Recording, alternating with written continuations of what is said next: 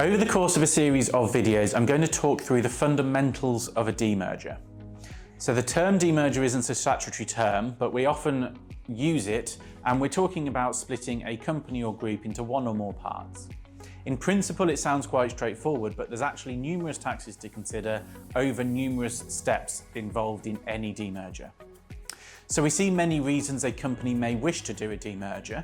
A few may be shareholders falling out, wanting to go their separate ways, two trades pulling in different directions with different risk profiles and things like that.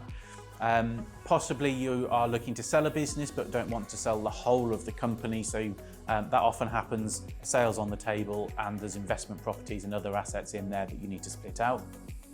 Or possibly you've got different investors coming on board with different risk exposure and they want the group splitting.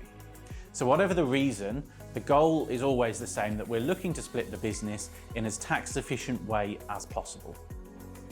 So the first distinction we need to understand is the difference between a partition and non-partition demerger. In a non-partition demerger, the same shareholders end up owning both companies in the same proportions as they already hold. So the business is being divided, but the ownership remains the same. In a partition demerger, we're splitting the shareholders. So A ends up owning one company, B ends up owning the other. This is what we're doing when shareholders want to go completely their separate ways. Generally, a partition demerger can be more complex and often has more likely exposure to stamp duty as well. So there's essentially three routes we can consider when we're looking at doing a demerger.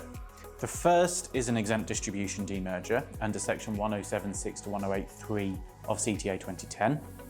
Here, the distributing company transfers a subsidiary or a trade out by way of a dividend, and provided you tick all the conditions within the legislation, that dividend becomes an exempt distribution for income tax purposes. Second, liquidation demergers, often known as section 110 demergers. The company enters solvent liquidation, the liquidator distributes assets to new companies in line with the share rights, which we often have to adjust before we enter liquidation. And because the company's in liquidation, that makes distributions capital, and we can rely on the various capital reliefs involved with the demerger. And the final one is a capital reduction demerger. A holding company is often inserted prior to the demerger, assets moved around the group in however we need it split, and then the share capital of the company is reduced, business being demerged, transferred out, and new shares issued in consideration. So there's lots to consider. HMRC clearances are also available under each route because of all routes having a tax avoidance motive test, so we need to consider that as well. But we tend to plan these things by prepare a step plan, understand the client's needs, client sees what we're doing, understands the tax implications, prepare the HMRC clearance. Hopefully HMRC relatively easily provide us that clearance. They have 30 days to respond to us, but that could end up with they ask various questions and that resets the 30-day clock. And once we've got HMRC clearance, then the legal documentation can be put in place and the transaction enacted. So there's lots to consider throughout the transaction.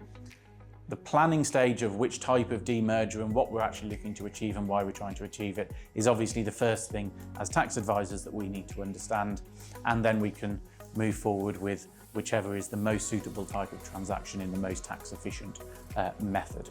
So lots to consider.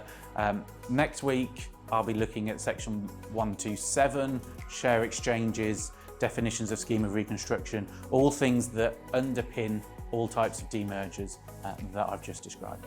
As always, like, comment, share. It lets me know that these videos are well received, and if you have any comments or interpretation of this legislation, really interested to hear everyone's thoughts.